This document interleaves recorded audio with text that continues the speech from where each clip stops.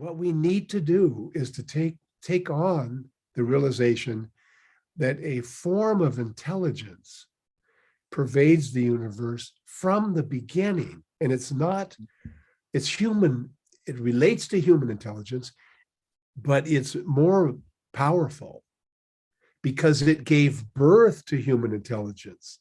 That's the switch. See, that is the switch.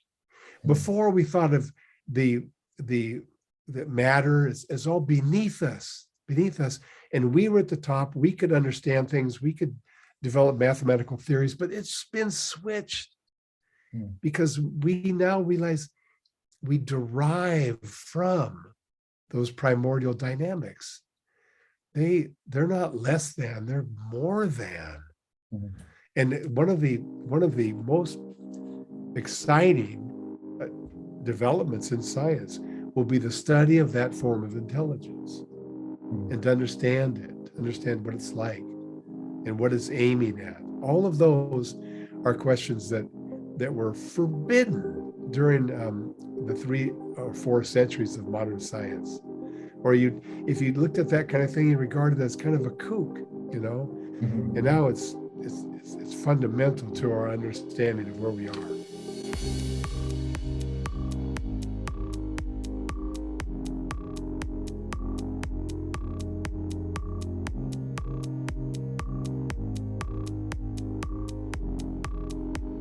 Welcome to the Journey of the Universe 10 Years Later podcast. My name is Sam King, and today we're fortunate to be joined by Brian Thomas Swimme. Brian Thomas Swimme is a professor at the California Institute of Integral Studies in San Francisco, where he teaches evolutionary cosmology to graduate students in the philosophy, cosmology, and consciousness program. He is the co-creator and host of Emmy award-winning PBS documentary Journey of the Universe and co-author of the companion book of the same title. He works with the Human Energy Project to produce the popular YouTube series The Story of the Noosphere. And his other published works include The Universe is a Green Dragon, The Universe Story written with Thomas Berry, The Hidden Heart of the Cosmos, and most recently, Cosmogenesis, an unveiling of the expanding universe. Brian, thank you so much for speaking with us today. My pleasure, Sam. Looking forward to it. I've been really excited to speak with you about your most recent book, Cosmogenesis, which was an absolute delight to read. And I know you've been speaking widely about the inspiration and the implications of this profound book. But I wanted to open the conversation by asking you about this new genre of auto-cosmology, or telling your own personal story in the context of an evolving universe. I'm curious to hear a little more about how you found the inspiration to tell your own story in this larger context.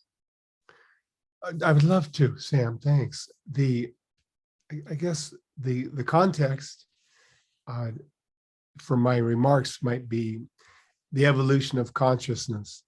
So, we humans, we think differently now than we did 1,000 years ago, and that was different than 10,000 years before that. It's hard to know exactly what Paleolithic humans were thinking, but when we do our best to construct it and imagine it, we see this long ancient process of our minds changing. But even though we're aware of that, it's also easy to slide into the assumption that we don't change. We humans are thinking the same way as we always have. And the way in which it showed up in my life was when I began telling the story of the universe, and I was so thrilled. It was amazing what we're learning. It just blows my mind. And so I would, in everything I did, my courses, my lectures, my books. I was just amazed by what telling the story. But I I lived a long time, and so pretty soon I realized, wow, I would say things a little bit differently today. Not that I found big mistakes, but just I understood things differently when I was 60 compared to when I was 30. And I thought, wow, that seems like a very significant thing. When I was 30 and I was telling the story of the universe, it was like, here's the story, here are the facts, and here it is. And then at 60, when I look back, and 70, when I look back on it, I realized that the way in which I understood it was also important to my telling of it. It almost seems obvious now, but it was a surprising revelation to me when in that moment, I realized I can't even pretend to be someone who knows the story out there, right? That's not really what's happening, because as I develop, I tell the story differently. And so then I realized, in order to really do my best at telling the story of the universe, I needed to tell the story of the universe and include the story of the storyteller. So there's this whole cyclical process folded back on itself. And wow, it was a liberating moment. And I think the great thing about this is developing, as you mentioned, this new genre, autocosmology. It's a kind of mixture between one's autobiography and the larger cosmology. Both are evolving. And when I realized that my own personal story influenced how I was telling the story, in that moment, it became really clear that there isn't one story, there are trillions of stories. It all depends on the storyteller. So that each of us, it isn't all just relative. No, I'm not saying that, but I'm saying that it's so exciting because then your own personal experience is a new form of the universe.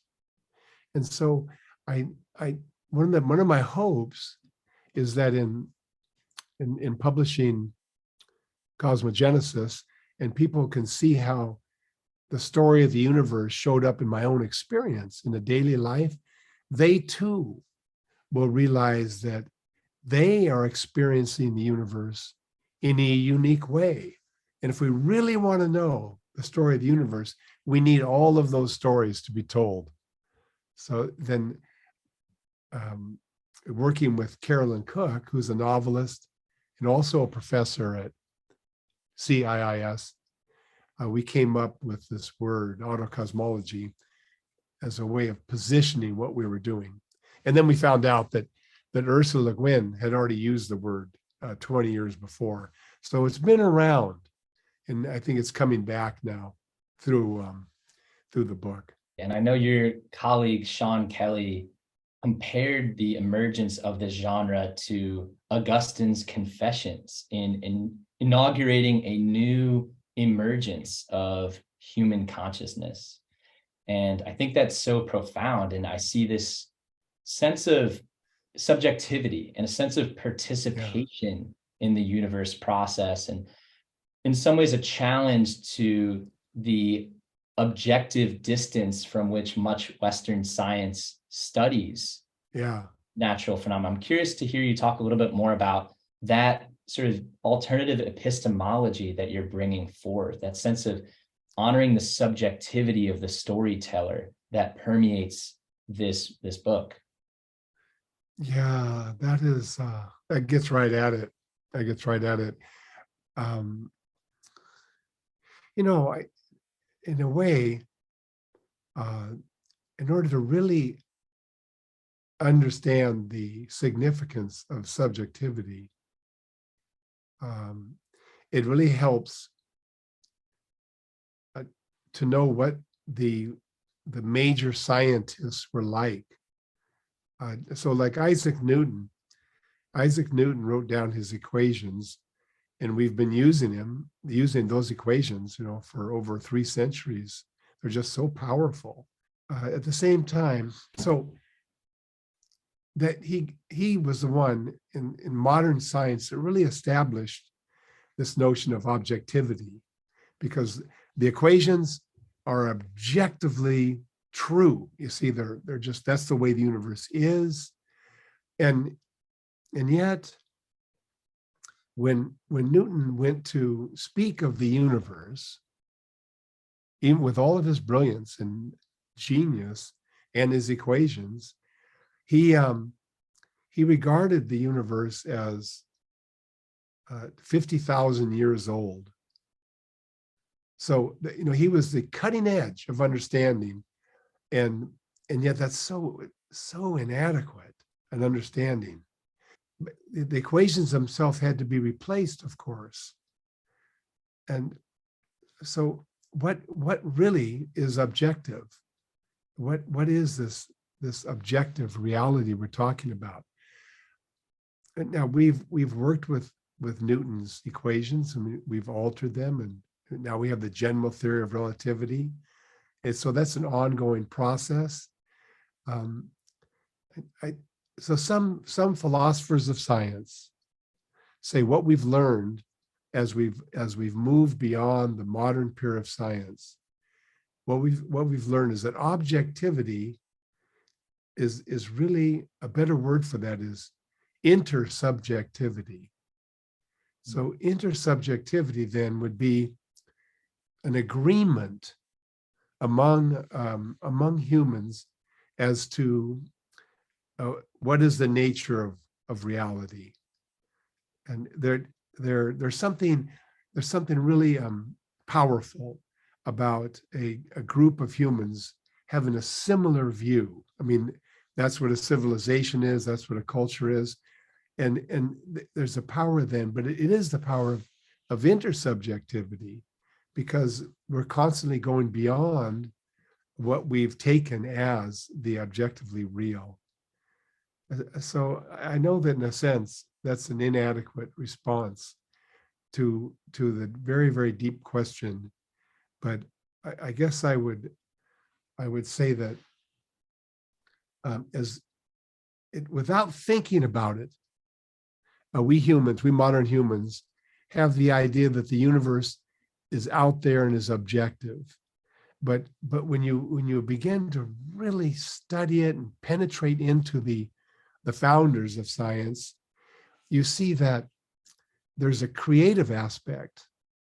There's a creative aspect to the mathematical equations.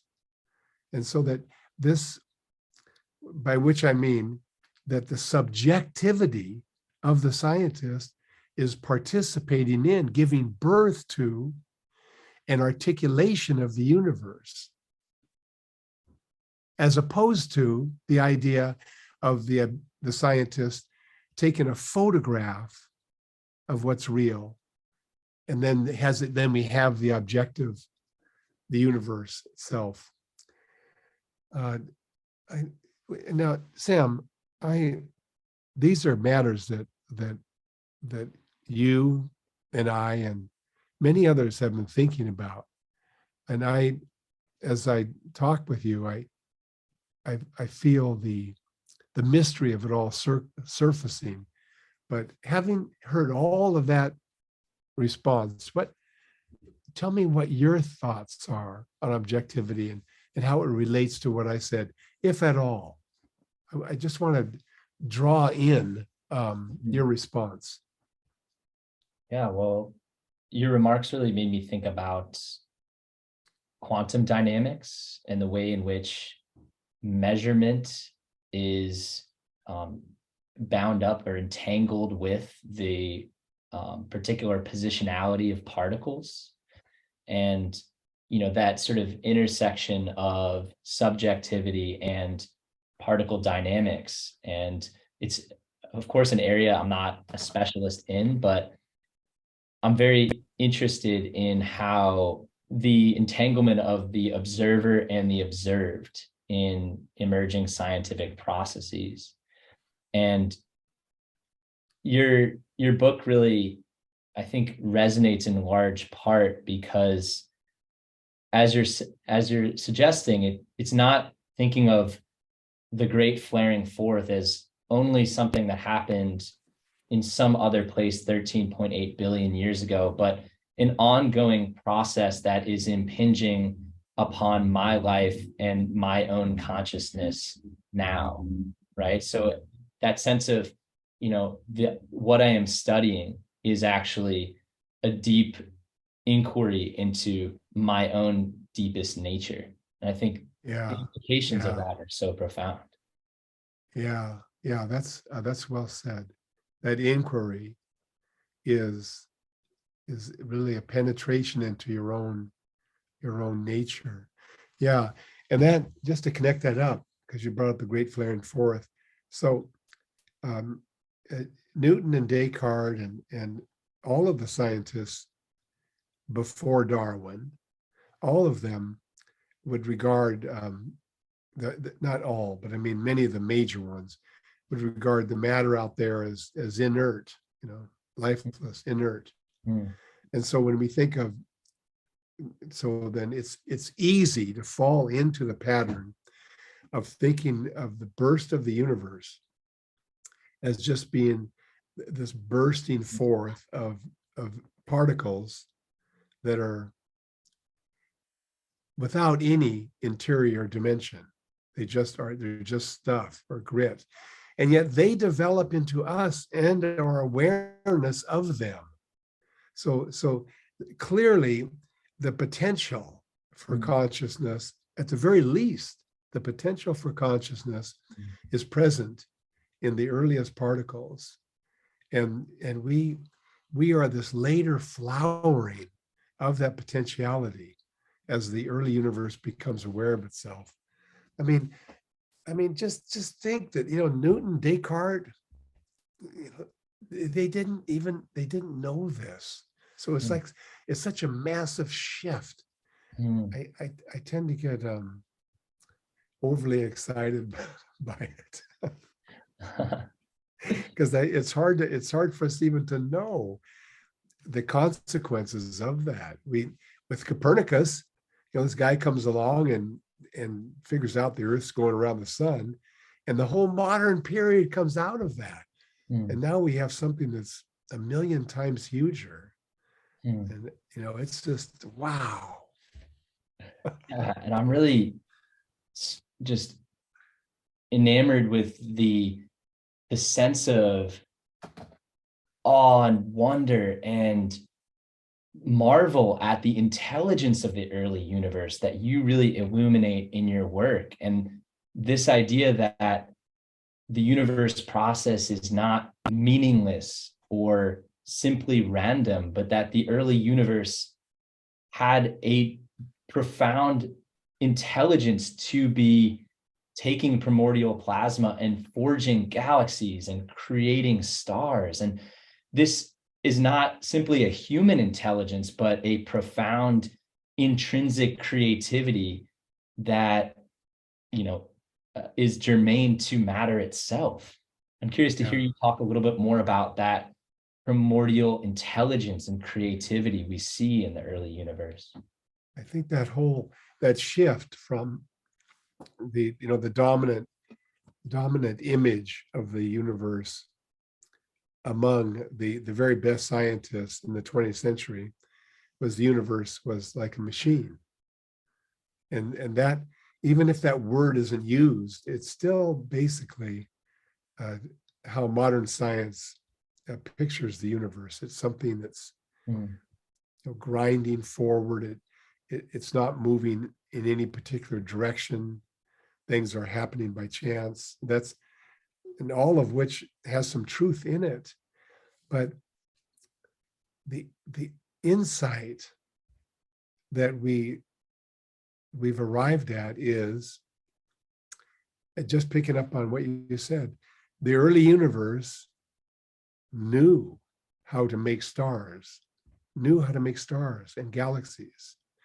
And you have to say, ultimately, the early universe knew how to make humans. I mean, it did.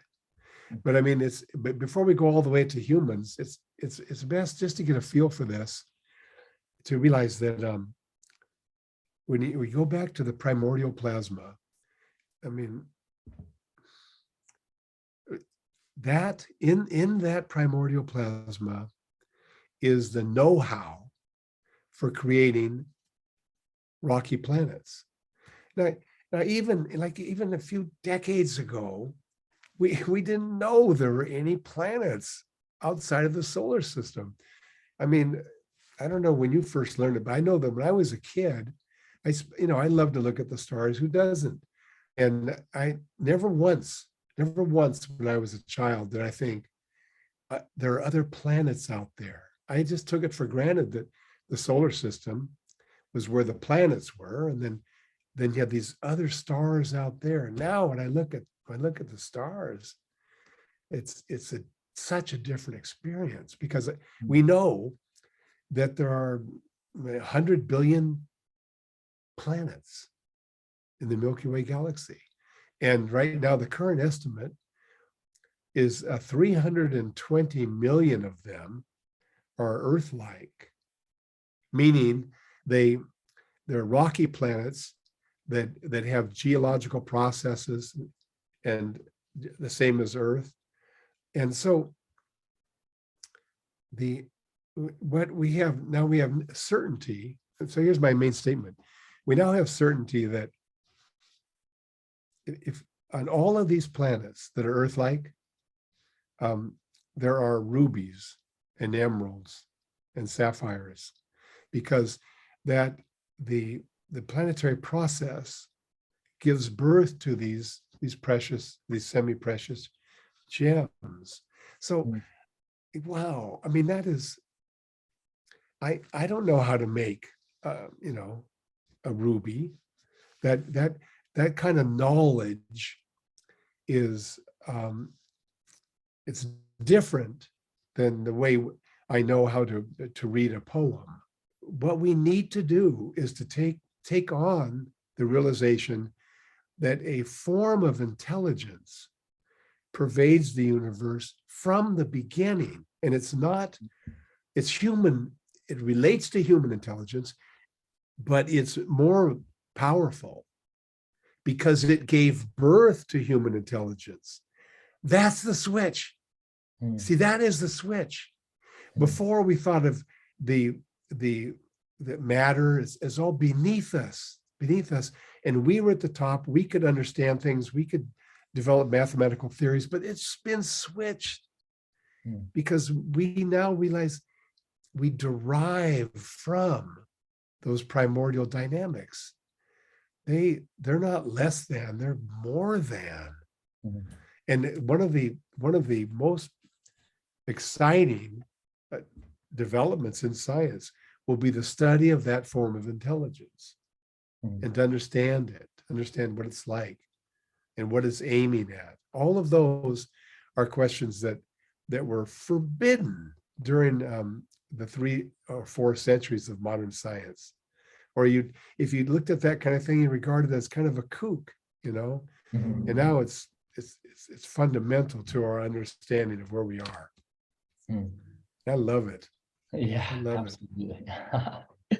Yeah, and in that vein, Brian, of connecting the inner with the outer and seeing our own selves as the progressive wavefront, in your words, of 13.8 billion years of cosmic evolution. I'm curious in your book about these moments in which breakdowns in your own life coincide with breakdowns and breakthroughs in the universe process. For instance, in the destruction of stars to create the elements that constitute our bodies. And I'm curious, as you reflect on that sense of breakdown and breakthrough, like how has looking to the universe story and deep time shaped your own understanding of those breakthrough moments in your life and in each of our lives?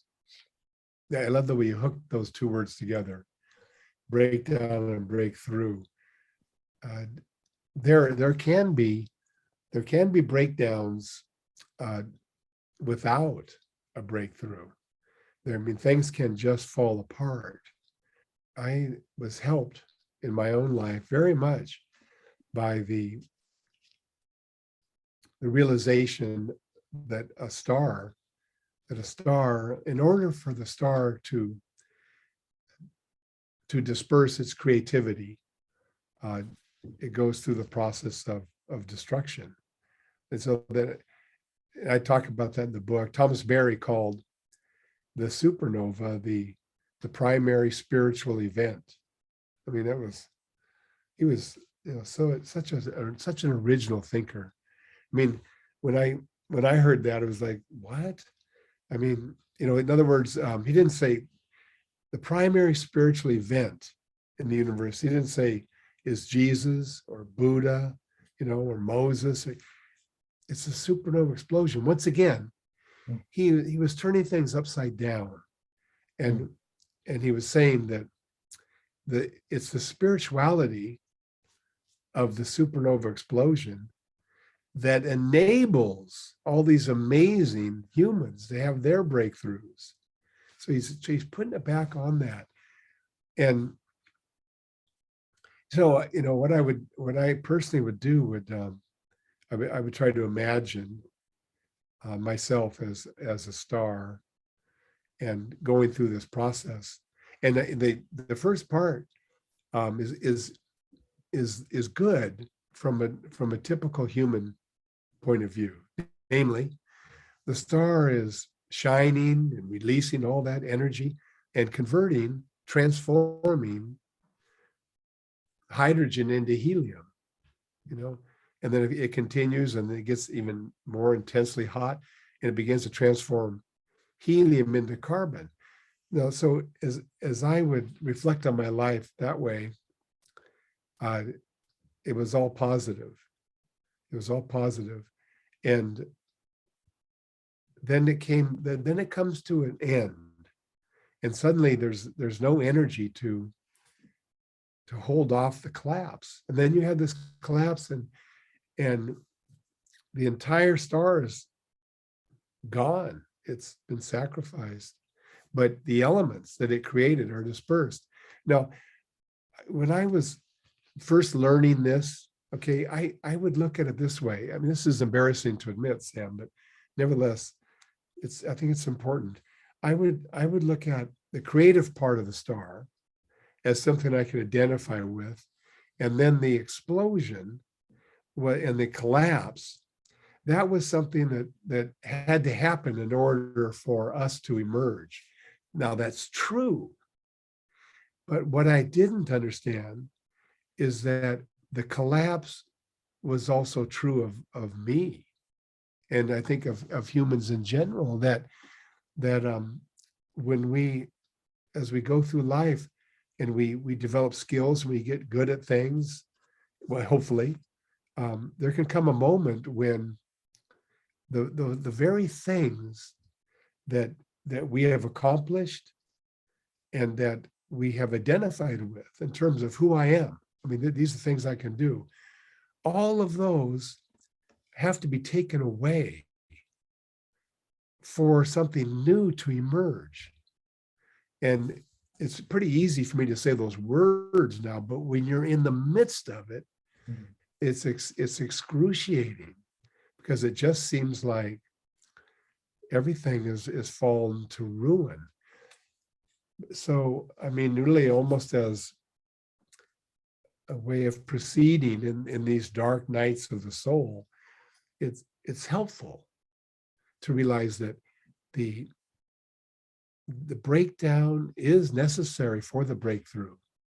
And that's certainly the case with the supernova. And it's even at the level of life.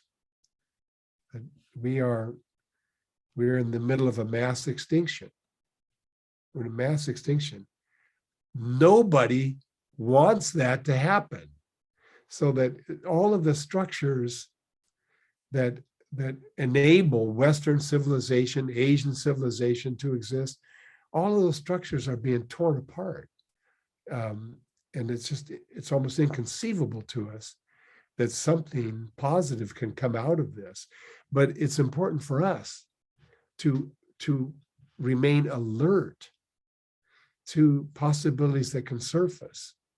I mean, this would be a blue sky interpretation, but there are some attitudes and some habits that are intrinsically unhealthy.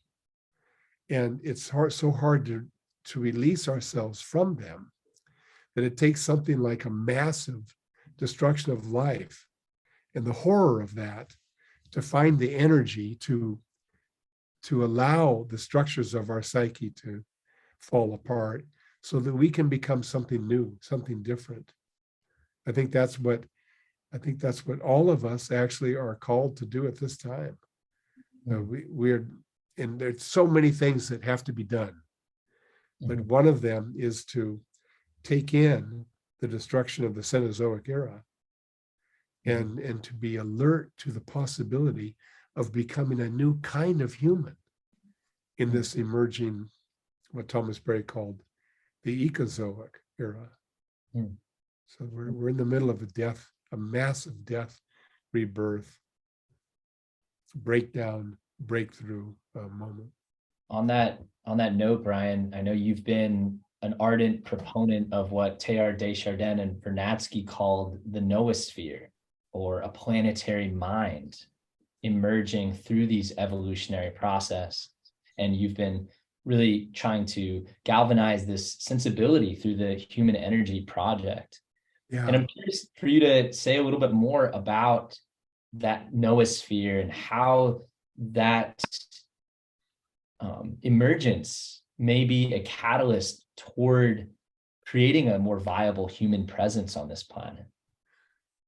So at Human Energy, we're celebrating the 100th year anniversary of Teilhard de Chardin's discovery of this concept, noosphere. And even though it hasn't been distributed widely, that we feel that it has the potential of making a huge difference, especially in the attitudes we have towards our moment. And the crucial notion of the noosphere is collective humanity. So there's different ways of talking about the noosphere. Some people use the phrase superorganism, kind of like an ant colony, and that's a good phrase.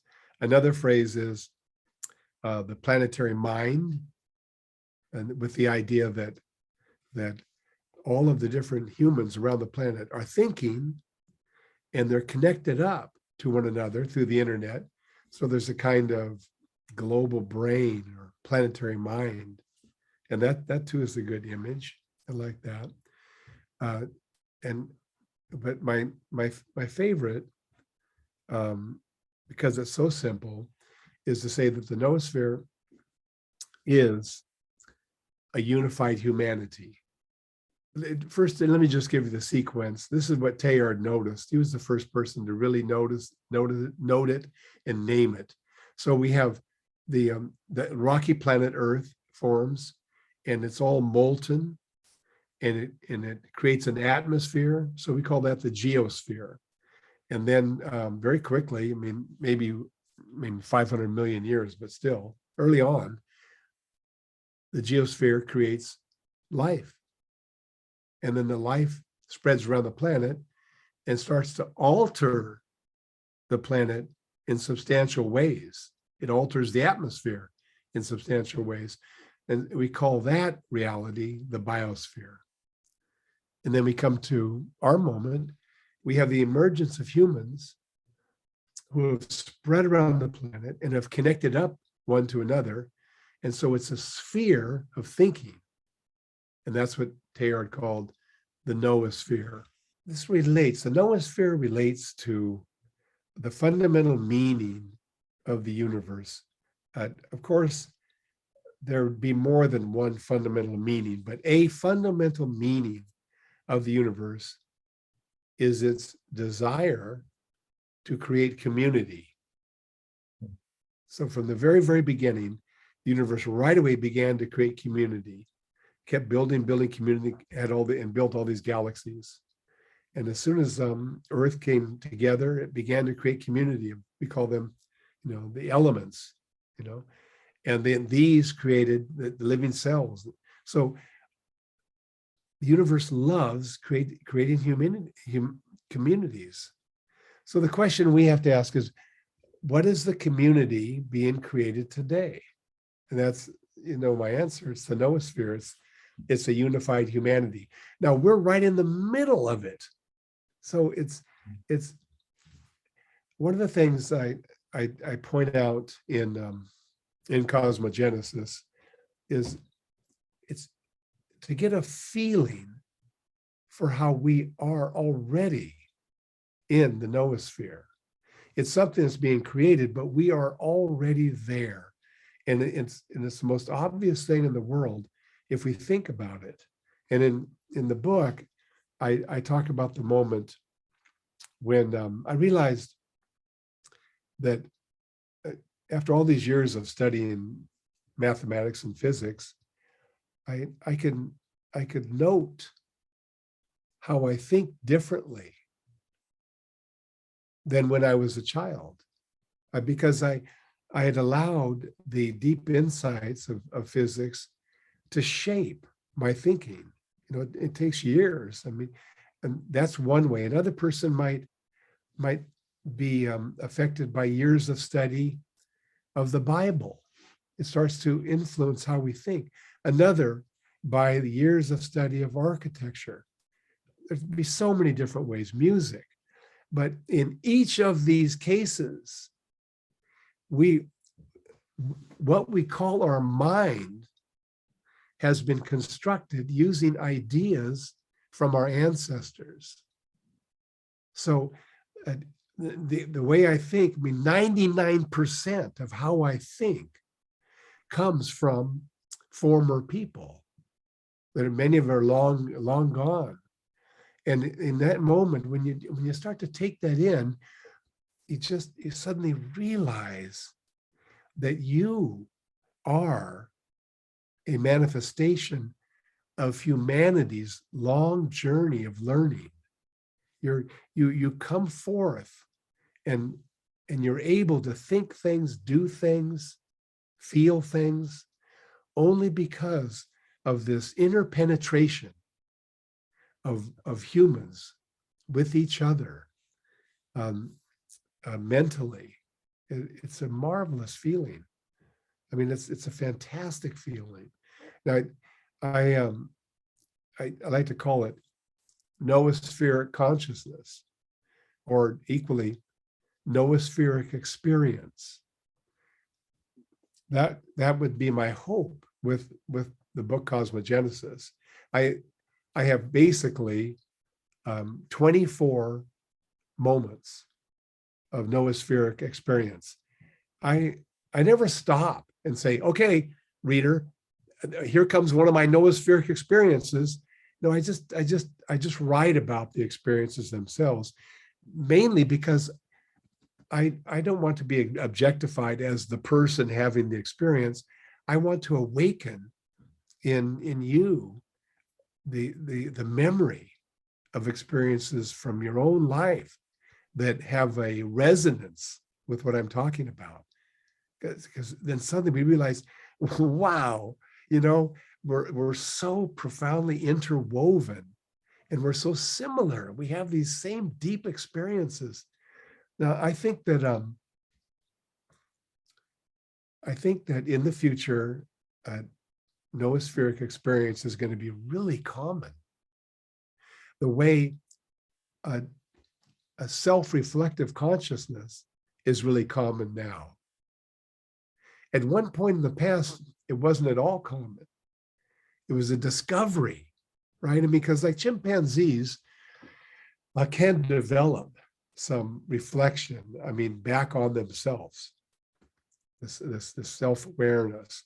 but they don't live in it like we do. They note it and then they move on. They do their own important things. They're not missing out. I don't want to suggest that. They're great doing what they're doing, but uh, we have taken that ongoing development of our minds and of consciousness, and so we've really become this ongoing adventure.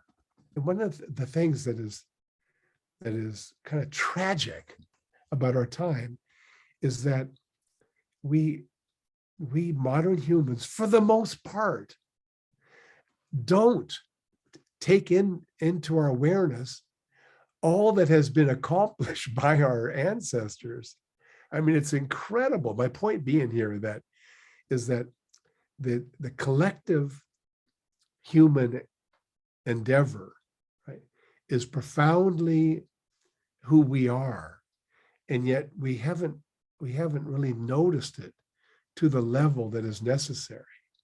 So we end up thinking of ourselves as these highly individuated individuals, and we kind of forget how we're part of a vast ongoing web of consciousness.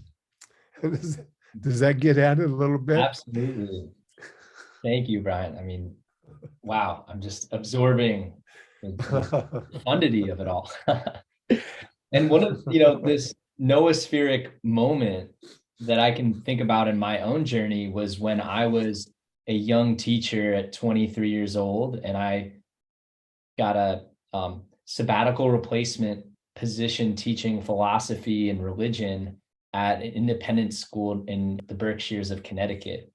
And, I was trying to engage young people in questions of meaning and purpose and how to live in the context of what we know about the universe, the natural world, our particular historical moment. And I first, went to a film screening presented by Mary Evelyn Tucker and John Grimm, your colleagues, on the film Journey of the Universe. And that experience of encountering the universe story for the first time did a 180 with my life. Wow. Yeah. And I had spent much of my, young adulthood studying the history of religion, studying the history of consciousness, and this context of a universe story, and watching that film was really the spark that ignited this journey, where for the last 3 years, I've been working with Mary Evelyn and John as an outreach coordinator for Journey of the Universe and studying religion and ecology with them. And so I just wanted to honor you with that sense of a transformation in my own life, because I'm a living witness of how your life can be completely transformed by this encounter with a planetary sensibility.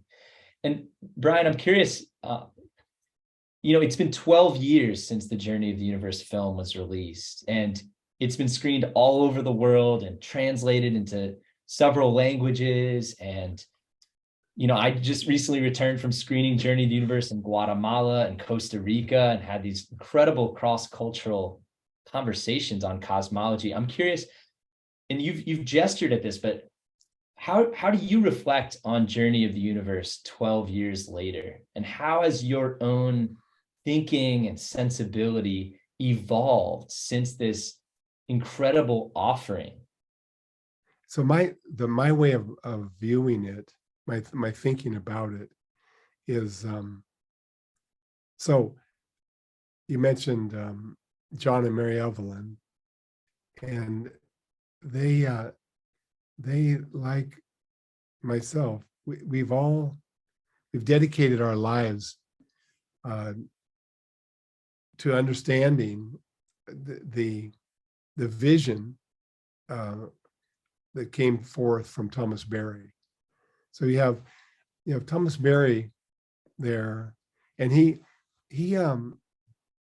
devoted his entire life to the work of understanding the wisdom in various civilizations. I mean, he would stay up, all night long almost, studying, and it took him years to escape his own, limitations from his American upbringing. All of us are conditioned by our whatever place we're in, and he kept expanding from those limitations to something like a planetary wisdom figure. So I just sort of put him in the mix there, and then you have Teilhard de Chardin, who he spent his entire life reflecting on these ideas, and then dealing with matter itself and trying to find his way in. And when he died, one or two people were there at his funeral, just the immense effort that Teilhard and Thomas Berry put into this, and that John and Mary Evelyn and I have put into this. And then it, in a real sense, it culminated in making the film. And it required an enormous amount of work from so many people, But when I remember, my feeling was that all of that struggle and effort reached a manifestation as film that could go around the planet. I don't want to sound immodest. I really don't. This is a process I was part of, but it was way beyond any one of us. But you saw it, right? And then something happened deep inside of you, right? And so it to me, the process of the film was the way in which the intelligence of the universe, in the form of a collective humanity, was waking itself up. And so when people talk about the future and they get morose and so forth, and I don't feel that, because what we've constructed is, people down in Ecuador now, you go flying down there and you talk to people and show them these images, and then they wake up. Just compare it to, if you think of Thomas Berry as Socrates, you had to, if Socrates was talking, you had to get like within 30 feet to learn something. There, you had to kind of crowd in there. And if you lived in Southern Africa, forget it. You're never going to hear about him, But it's a completely different moment in the awakening to wisdom. And aside that, I feel like that's our moment right now, and it could happen like a flash. Reach that critical mass, and suddenly, like when you think of yourself and how changed you are, and the same with myself, I just feel like I've crossed over from the modern form of humanity to this new form. And like I say, I don't want to sound immodest, but Thomas Berry, the way he put it was, we're reinventing the human at the species level.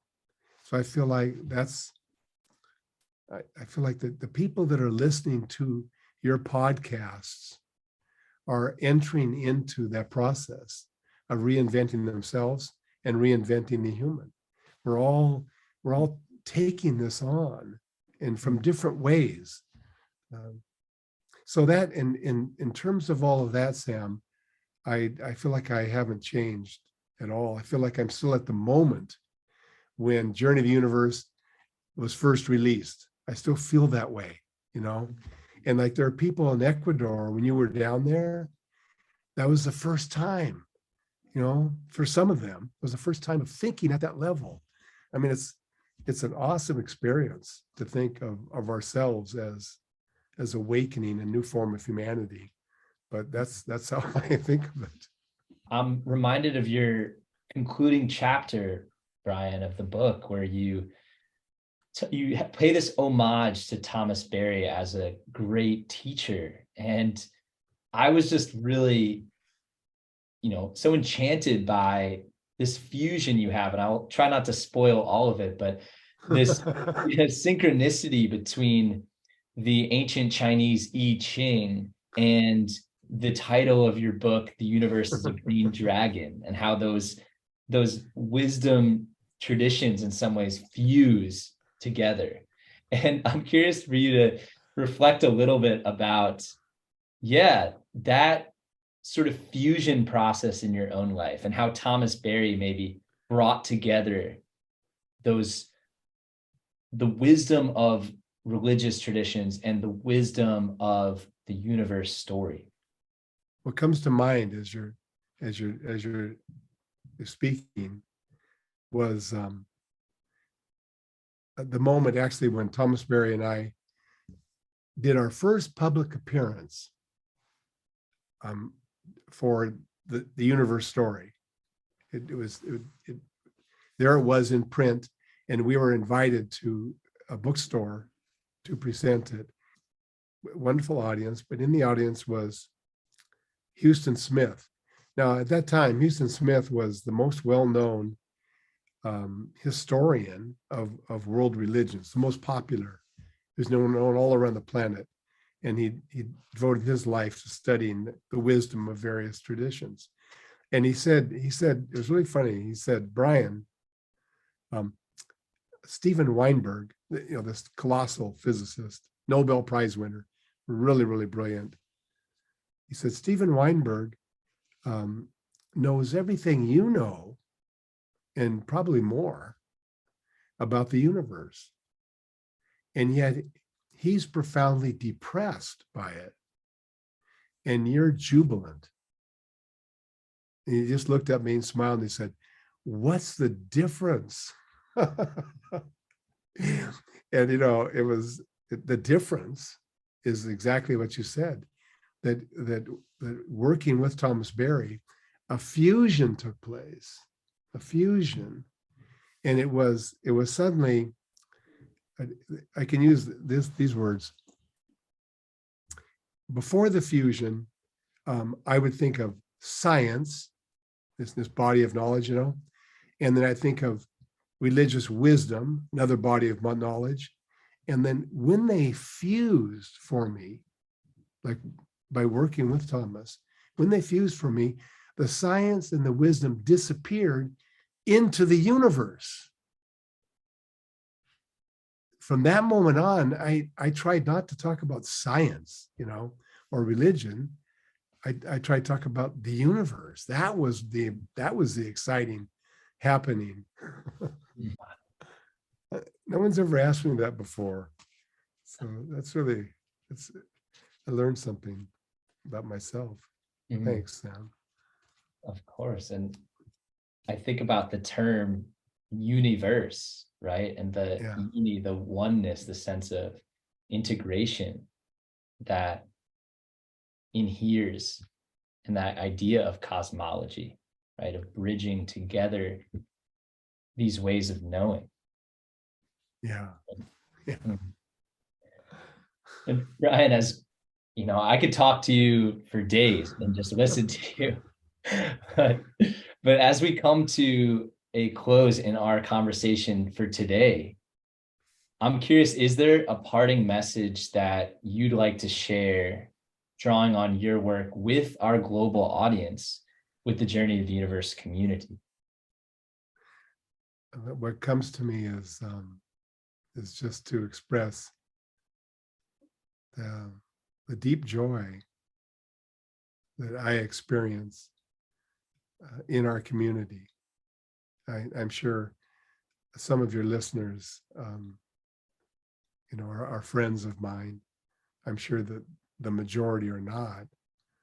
But even if we don't know each other personally, it's just a deep joy to be part of this community. I feel it has tremendous significance, even if it is small. It's just been a great joy to be part of it, as it is a great joy to meet you, Sam. Just so wonderful. Words won't suffice to thank you for helping to birth this project that has very literally changed the course of my life. And I'm really indebted to you, to Mary Evelyn, to John, to Thomas Berry, to all these great teachers and across 13.8 billion years that have Right. helped inspire this particular exchange with you. And so I share with so many in congratulating you on this incredible book. And I hope our listeners will have a chance to read Cosmogenesis if you haven't already. And I look forward to continuing to support your work however I can, Brian. Thank you again. And I feel the same about your work, Sam. Great to be part of it. Thank you.